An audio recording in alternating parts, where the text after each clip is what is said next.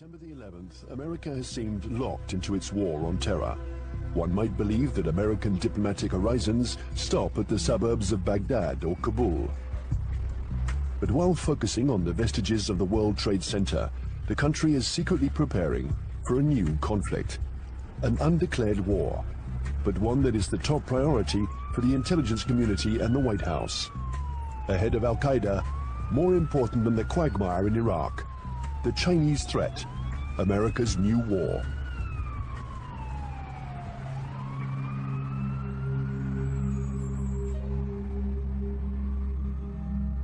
They have a term they call comprehensive national power, which is economic, political, military, all together, cultural.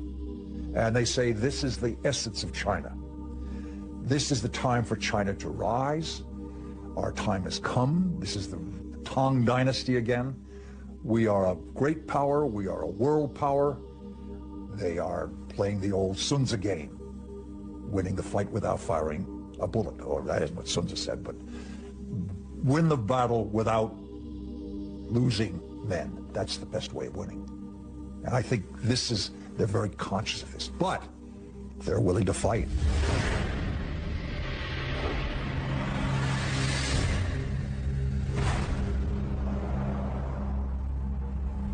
The world will, run by three first-class countries. One is USA, United States of America. Another is USE, United States of Europe. Then the Greater China.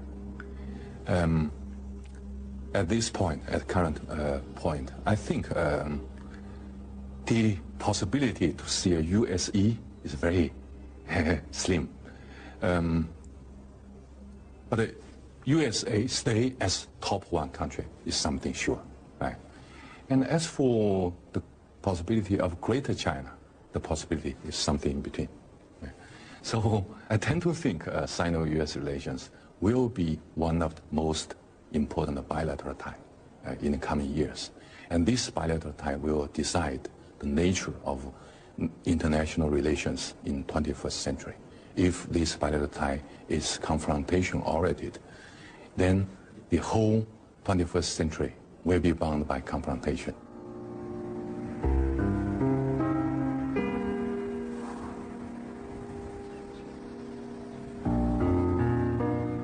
Kinmen Island, the actual frontier between the two giants, and where the ultimate confrontation may take place. This little island belongs to Taiwan, but it is only 2 kilometers from the Chinese coast. From here one can see the inaccessible banks of Fujian province, where hundreds of ballistic missiles point at Taipei.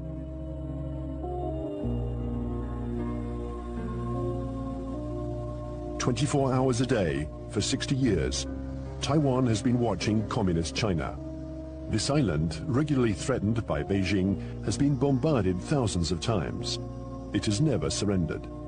America has sent a message to Beijing.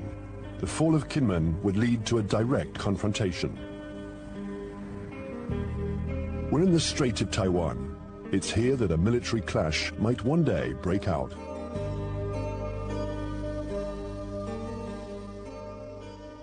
Taiwan is one of those emotional hot-button issues, the way Jerusalem is to Palestinians and Israelis, the way Kosovo was to the Albanians and Serbs. And for most mainland Chinese, Taiwan is rightfully a Chinese province. This was territory that they believed was stolen from China by Japan in the 1895 war, and that the United States prevented reunification during the early stages of the Cold War because of our opposition to communism.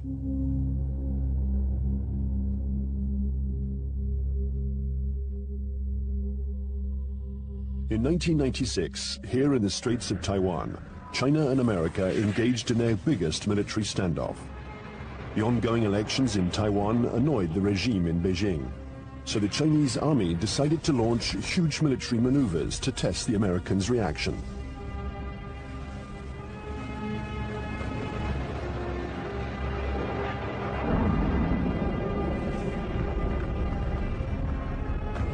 After several days of this Chinese show of force, Washington deployed 2 aircraft carriers. It was the first time the two countries came face to face. For several days, there was extreme tension between the two nuclear powers. When the Chinese fired short-range ballistic nuclear-capable missiles off the north and south coast of Taiwan and carried out a major, what we call a live-fire exercise. And Jiang Zemin was there, the president. They were using some very belligerent language. This is when we dispatched two carrier battle groups off the East Coast. And this was a show, this was force.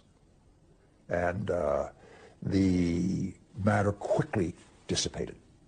The Chinese thought this was excessive. They thought that they had an understanding with the U.S., that they would have a limited display to show their seriousness on the issue. The U.S. would adopt a very limited response, and then they would both back away. They regarded the deployment of a second carrier as excessive and in some ways as humiliating to the Chinese, because the Chinese couldn't do much to deter or complicate the deployment of those carriers.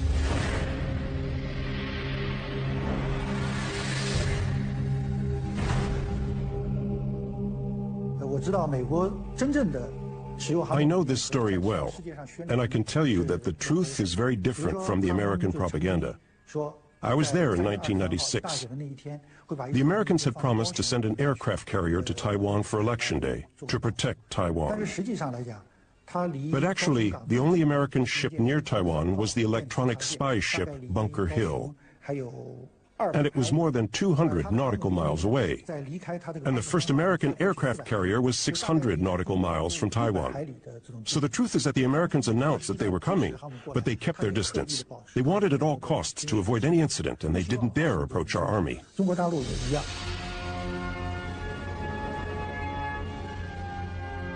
Even if the Americans didn't take much of a risk, in the eyes of the world, they reaffirmed a sacred principle of their foreign policy. They support Taiwan, and they will continue to do so regardless of China's growing power. I think believes Taiwan is very important for a number of reasons, not to mention the fact that it's our 8th largest trading partner, our 6th largest market for agricultural goods.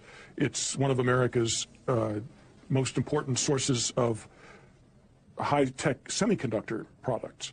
Even though they're imported to the United States via China, they're made in Taiwan. But that, of course, isn't the only thing. The real reason I think America has a commitment to Taiwan is because Taiwan is a democracy. It is, in fact, the most vibrant and dynamic democracy in East Asia. And it's a democracy that came to fruition under the pressure of the U.S. government, primarily the Congress, after 40 years of very tight authoritarian rule by a regime that came from mainland China. I think, however, the real reason that the United States, especially the Pentagon, is so concerned about Taiwan is that it has been a very strong defense and intelligence partner for the last 50 years, including the last 30 years since the breaking of relations with the Republic of China on Taiwan. We have still maintained a very strong defense relationship and a very strong intelligence collection relationship with Taiwan. I would say the United States is committed to Taiwan. This goes back historically a long, long way. World War II, we were there. And we were looking for a strong, unified, democratic China. Well, we got 2/3 of it. Strong and unified, not democratic. Now we're calling China a responsible stakeholder. We've got half of it. We've got a stakeholder, but not a responsible one yet. U.S. feels that we have an obligation, legal, moral, to Taiwan, that we cannot stand idly by and let this be taken over by what looks like an authoritarian, communist-influenced power. This cannot be.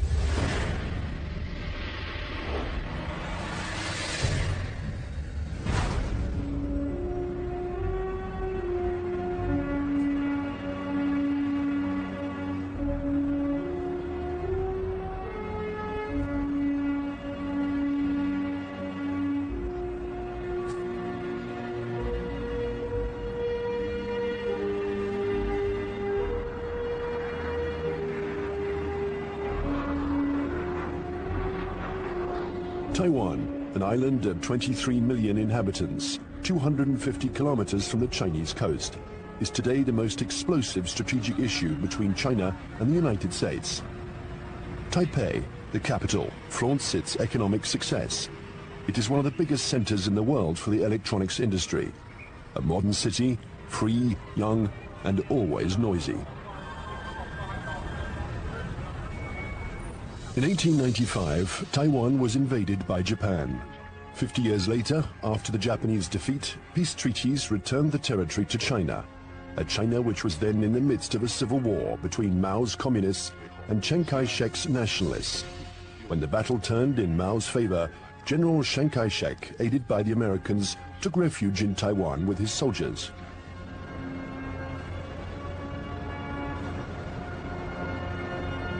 Since then, two Chinese governments have coexisted. In Beijing, the communist regime that controls the entire mainland, and in Taipei, the nationalist regime, having become little by little a democracy, calling itself the Republic of China, which rules only Taiwan. Officially, these two governments both claim to be the legitimate representatives of all the Chinese. Taiwan is not recognized as a state by the UN. Only 20 small countries maintain diplomatic relations with the island. A fragile independence, while Beijing still considers Taiwan as the 23rd province of the People's Republic, a rebel province that the regime intends to reunite with the motherland. I would say two major motivations. There are many others, but two major ones. The first one is national pride, unification of China. They are committed to this. This is a strong emotional drive in China, and you don't downplay it. It's real. It's powerful. The second is strategic.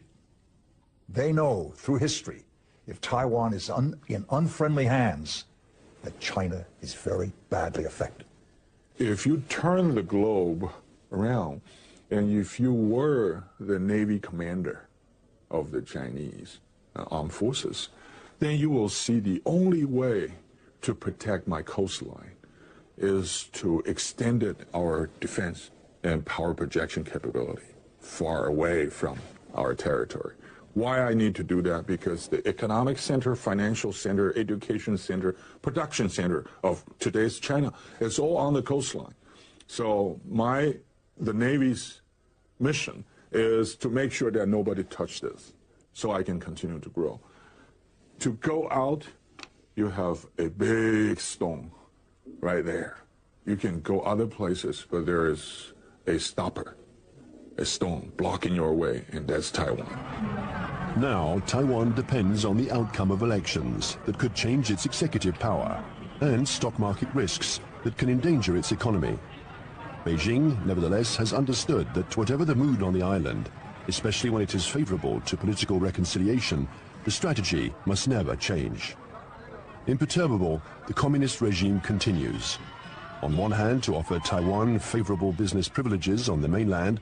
On the other hand, it regularly reiterates its military threats. If the Taiwanese are too insistent about their desire for independence, they're going to have to fight for it. Whatever Taiwan's political tendencies, Beijing's position doesn't change one iota.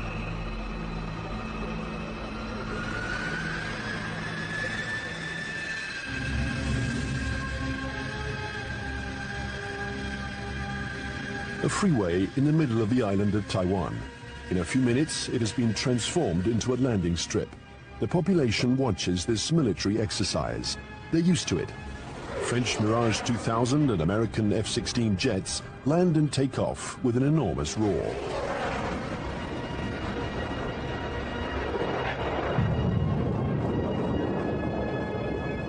Faced with the uncertainty of American support, Taiwan organizes its own defense. Everyone knows that the airports will be the first target. Strategists on both sides of the strait affirm that the war will first begin with an air battle.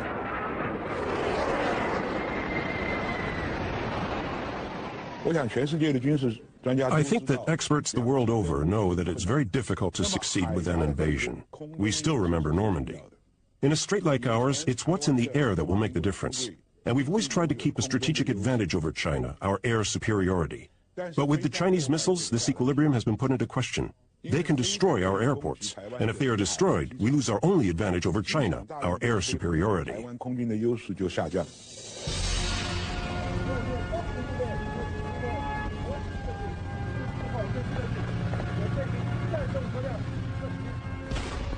Taiwan's military power is concentrated in its air force, but also in special ground forces. They are training to face the Chinese People's Liberation Army. In the event of a conflict, they expect elite Chinese troops to parachute onto the island to attack strategic targets.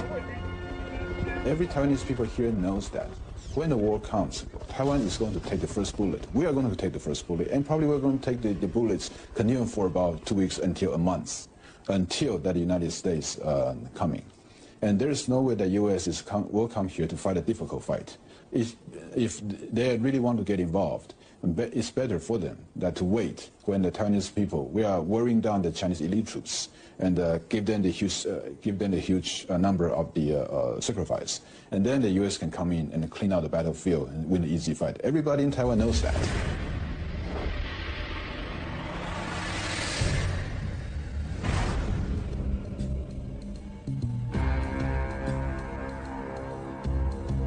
In Washington, the scenario of the next confrontation is a constant preoccupation. They know that Chinese military power has increased significantly, but how the Pentagon will react in case of a new Taiwan crisis remains a mystery. It's certainly not automatic, the support for Taiwan. It never has been. The United States has always maintained a policy of so-called strategic ambiguity, in which neither Beijing nor Taiwan can know clearly what the U.S. response might be under any given set of circumstances. I think that 10 years later, from 1996, the missile crisis in the Taiwan Strait, to 2007, we would approach the Taiwan issue with a little bit more caution. We would approach the Taiwan issue with a lot more caution. What this means, I think, is that we would be probably resupplying Taiwan by air. We probably would put a active duty military contingent on Taiwan rather than risk putting our ships in harm's way. Coming away from this crisis, the U.S. has concluded that I think there's been problems in what they've concluded. The U.S. has concluded that the Chinese were somewhat intimidated by the U.S. deployments, and that in fact they now know the U.S. is very determined to use force if necessary to ensure peace and stability in the Taiwan Strait. In fact, however, I don't think the Chinese were all that intimidated by the deployment of the carriers. What they were is it strengthened their resolve to acquire capabilities so that they won't be intimidated in the future.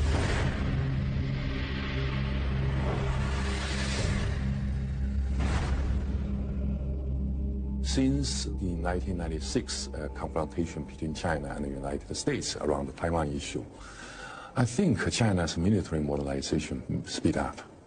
And people saw some achievements, right?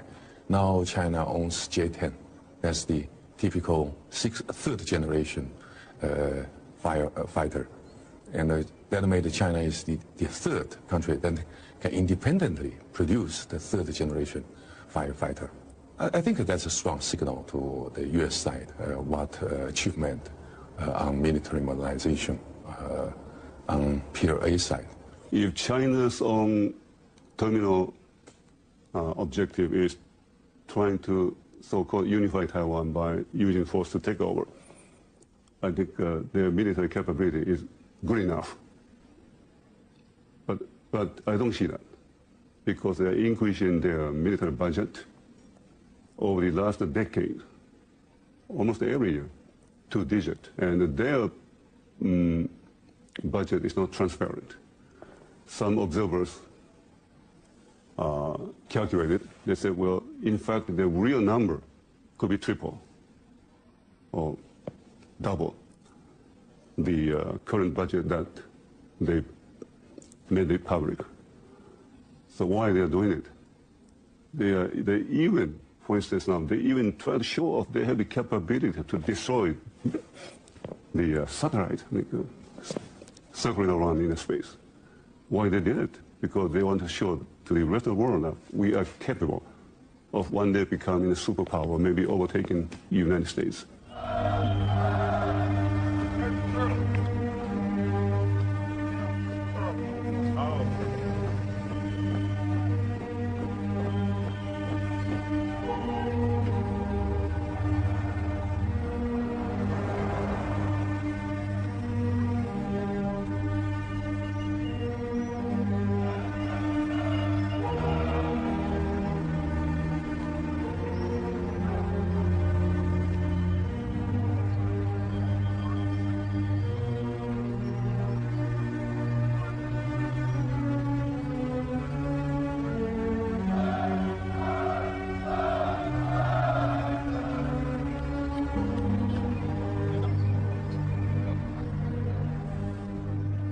Frankly speaking, the status quo balance of power is still strongly in favor of the United States. But the situation of balance of power is under change. And I think time is on China's side.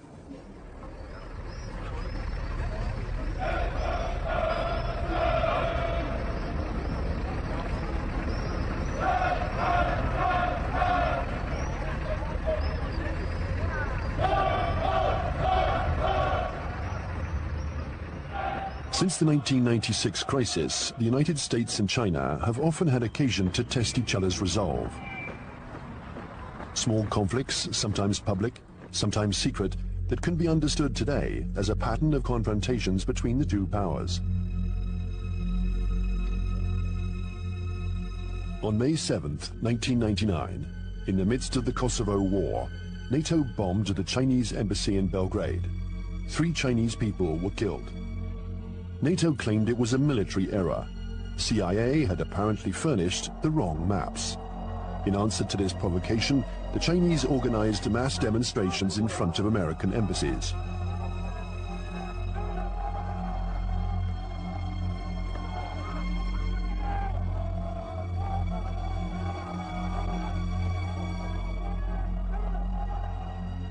Less than 2 years later, China had its revenge.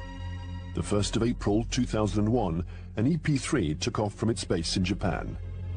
It's a spy plane that flies regular electronic surveillance missions along the Chinese coast. After 6 hours of flight, while still in international airspace, the American airplane was intercepted by 3 Chinese jets. This had been going on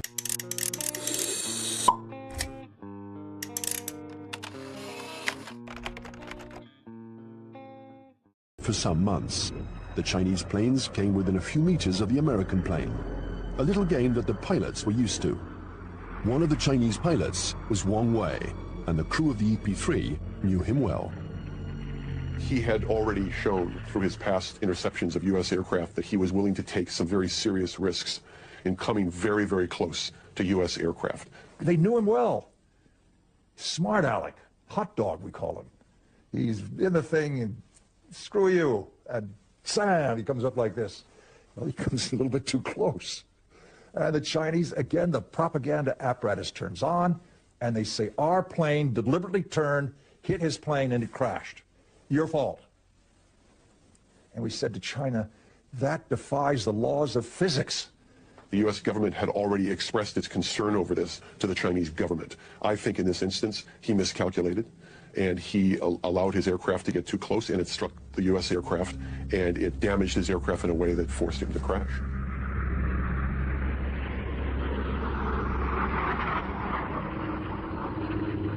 The Chinese jet plunged into the sea.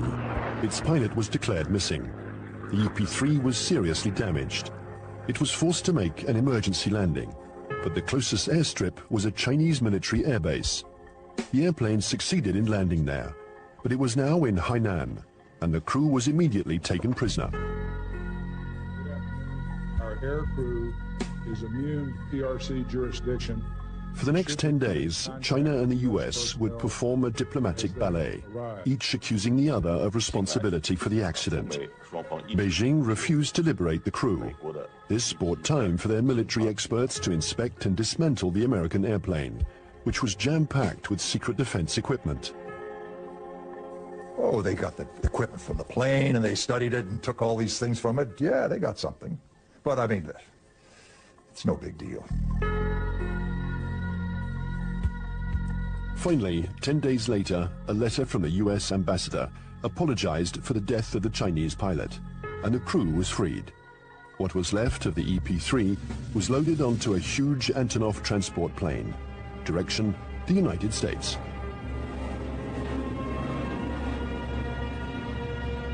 The People's Liberation Army did the same thing after each small battle.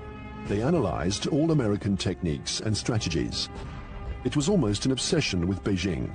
Chinese military development was entirely oriented towards a confrontation with the US. In 1996, China understood that aircraft carriers were the main threat, so they tried to develop arms to counter them. There are several things that the Chinese have done over the last several years that play to this capability. One of them is they have developed a larger number of more sophisticated submarines, diesel submarines. And contrary to what a lot of people think, many diesel submarines are quieter than many nuclear submarines. They're very hard to detect. The Chinese have built a significant number of new types of diesel submarines. They've also developed a significant number of new varieties of surface warships. Both of these sets of capabilities have application to the Taiwan situation. And the Chinese have deployed the submarines in some instances to areas well beyond Taiwan. They've deployed them around Guam, which is now becoming an area of increased U.S. military presence in the Pacific. They've shown by doing this that they have the capability to deploy submarines into far deep water areas. And obviously this becomes a potential concern to any carrier battle group commander who wants to bring a carrier up close to Taiwan. We saw last October 26th, our carrier battle group, the Kitty Hawk, was in the waters in the vicinity of Okinawa. And all of a sudden there emerged, right in the middle of the carrier battle group, a very modern Chinese submarine that nobody had seen, nobody had heard. It came up within a few miles of the Kitty Hawk itself. And we know that this submarine is equipped with very advanced torpedoes, and that if it wanted to, it could have sunk our carrier. The Chinese know we are dependent on two things militarily in Asia. Number one, satellites. Number two, aircraft carriers. They have demonstrated to us they can take out each one. Will they ever do that? I doubt it. This is what you might call psychological warfare.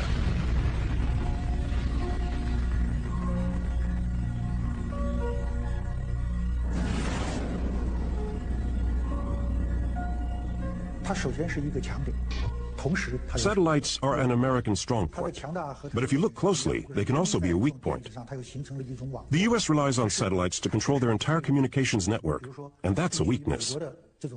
Today, and we were able to verify this during the last conflicts, the American military depends too much on its electronics and satellites. This dependence reminds me of the Greek legend. The powerful Achilles, who was invulnerable, except for his heel. And satellites are a little like the American Achilles heel. The 11th of September 2006, the People's Liberation Army launched a missile that destroyed one of its own satellites. The explosion in space was obviously immediately detected by the Pentagon. There was consternation in Washington. Nobody had anticipated this Chinese initiative. The Chinese have had an anti-satellite program for some time now, and it's designed primarily to, again, to deter the United States or to complicate U.S. decisions in the event of a crisis. So yes, I think the recent shot by the missile to fire against their own satellite and shoot down their own satellite was designed to convey a signal to the United States about the fact that the Chinese are not simply going to sit back, in their view, and allow the U.S. to have predominant influence. They are going to try to influence the situation, in this case, in sort of an asymmetrical way, by threatening what is regarded as one of the critical areas of U.S. surveillance. The Chinese army has also developed another system to blind American satellites. These are giant lasers that don't destroy them, but blind them enough to make them useless.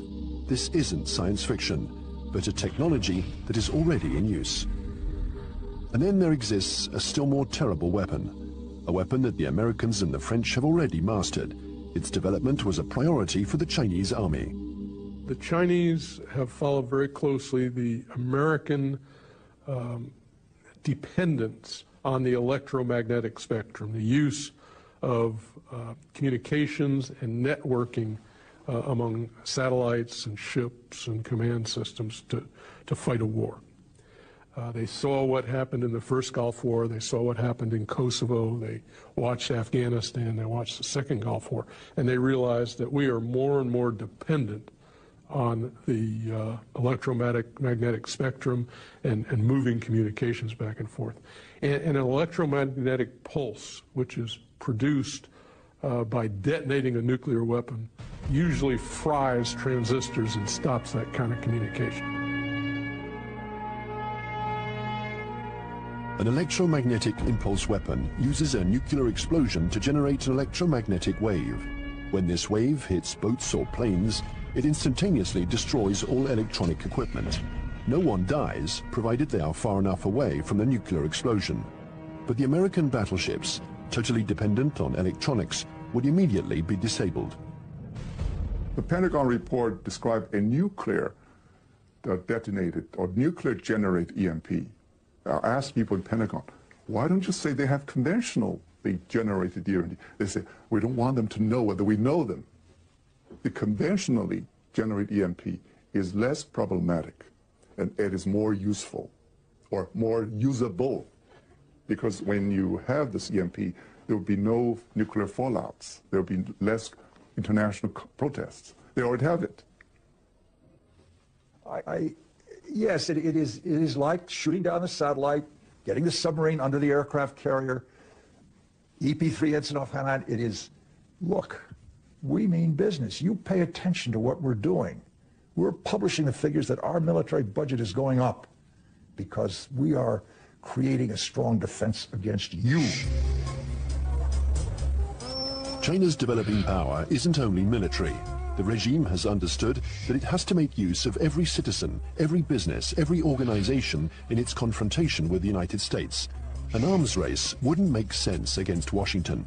It's a war to control energy, the media, culture, and raw materials.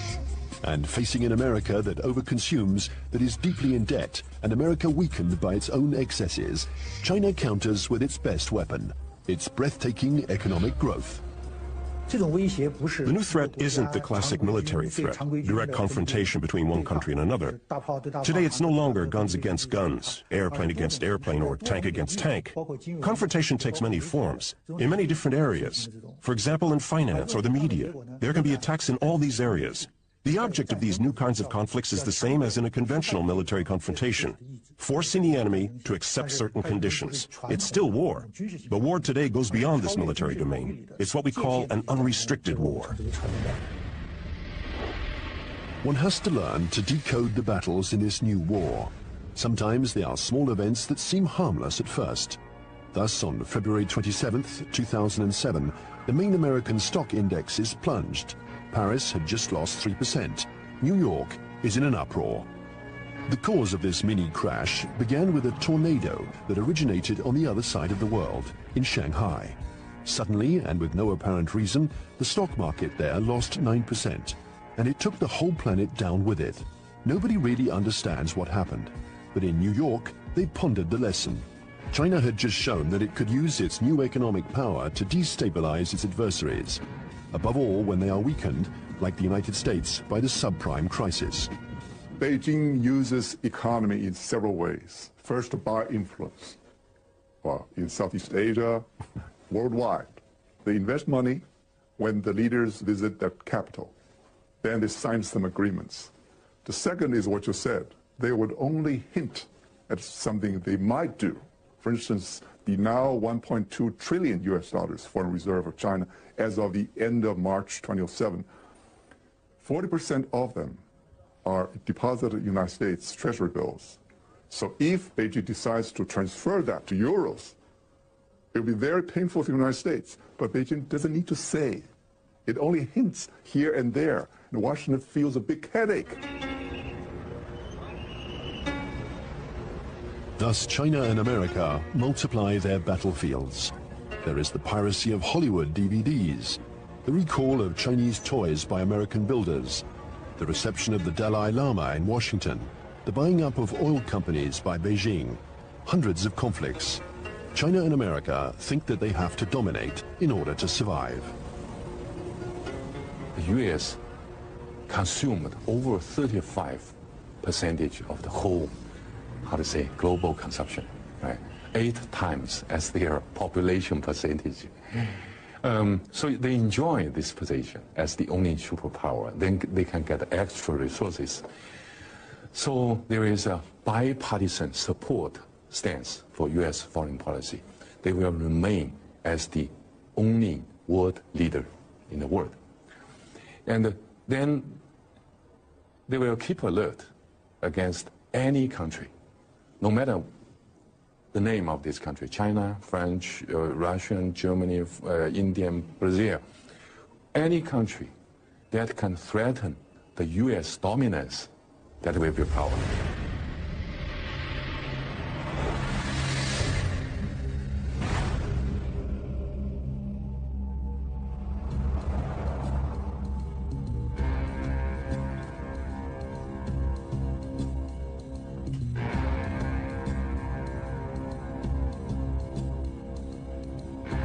In Washington, China has become the major preoccupation of every administration.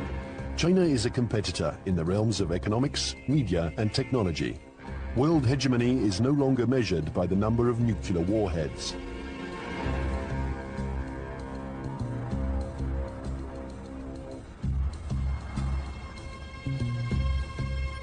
Congress has even created a permanent investigation commission, unique in its kind, whose mission is to study the economic and security challenges posed by China.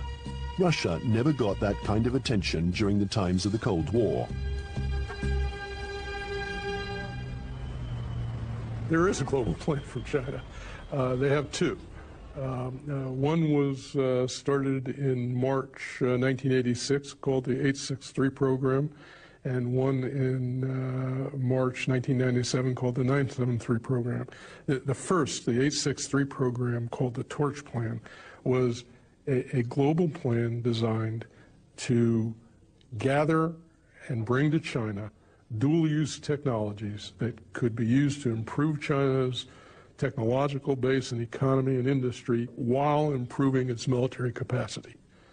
And it's an organized thing, you know. Each industry every year from the central government gets goals and targets and objectives and gets told to send people out and go do that. So it is organized, and it's not perfect, but it's organized. And the 973 plan is a parallel designed to improve their capacity in basic research and innovation. People in the States are paying too much attention to China.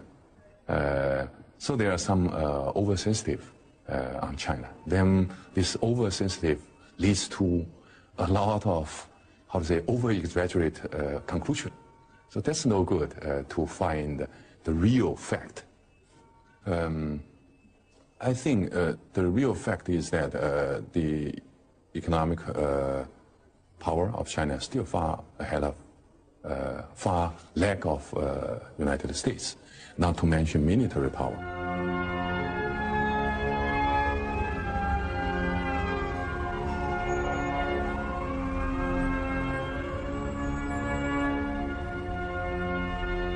If the French Foreign Intelligence Collection Service goes to a student and says, while you're at Tufts University, we want you to go over to some laboratory and gather this, the student can say, I'm busy. It's going to interfere with my dissertation. If the Chinese intelligence service goes to a student and says, we want you to, you want a visa? You want a passport? When you go to the United States or to France, you will write a dissertation on this, you will work on this project, and you will report back to us, or you'll never get a job in China, or your family will lose its house. Now, they have the capacity to do that. The United States cannot maintain itself as a superpower if we allow our industrial production to be offshored, to be outsourced.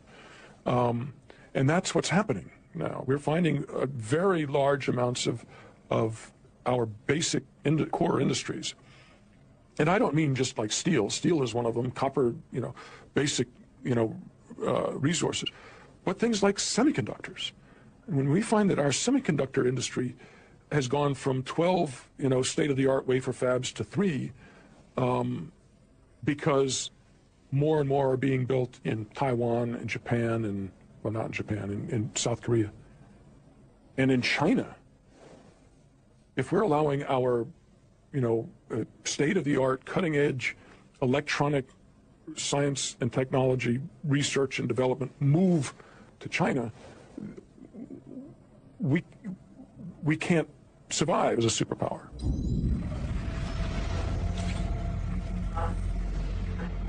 This technological war culminates in cyberspace. China and the US have armies which are developing cyber soldiers who spy on or attack each other's computer networks.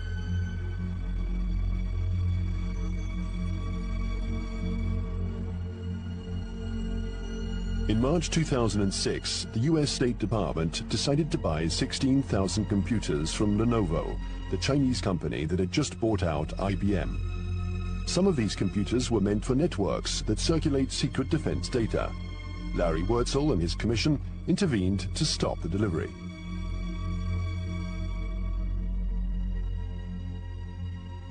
Having been an intelligence officer for a lot of years, 25 years in military intelligence, and having also for a part of that time worked on counterintelligence and signals intelligence, communications intelligence, that I knew it was technically possible to alter or embed either software or even hardware into a computer that would allow someone access to a whole network.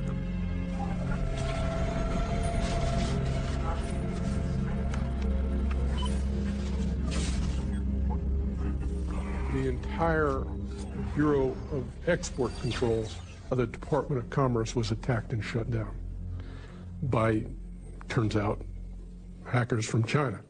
The State Department itself lost a bureau and all its computers by hackers from China.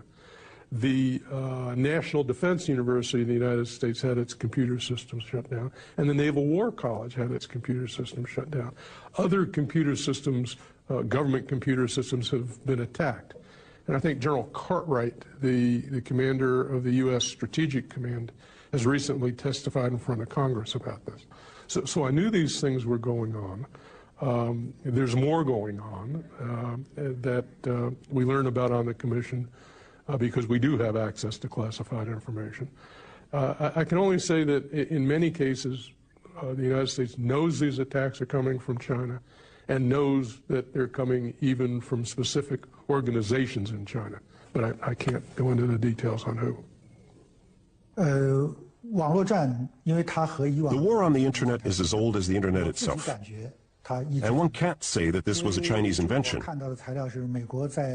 In America, the CIA and NASA employ 25,000 people to work on the internet. They have the largest internet surveillance and listening centers. So it's true, war exists on the internet. The war has begun without a single missile being fired, without the world noticing. The war has begun in all of these new technologies. Many civil technologies also have military applications. This is especially true of the entire electronics industry and the internet. They're new battlefields in an unrestricted war. The media, finance, business, all these are included. It's a war because there is real antagonism, and both parties try to take advantage of their adversary. It's a new form of war, the unrestricted war. This unrestricted war has already begun. Almost everywhere in the world, there is a fight for oil, for water, for resources that are dwindling in the eyes of the West because of China's development. America uses its military might to assure its power and guarantee its vital supplies. China employs an asymmetrical strategy. It looks for its adversaries' weak points. Nevertheless, this war is apparent everywhere in the world. In North Korea, Myanmar, Iran, or Darfur. In all the hotspots, China and America are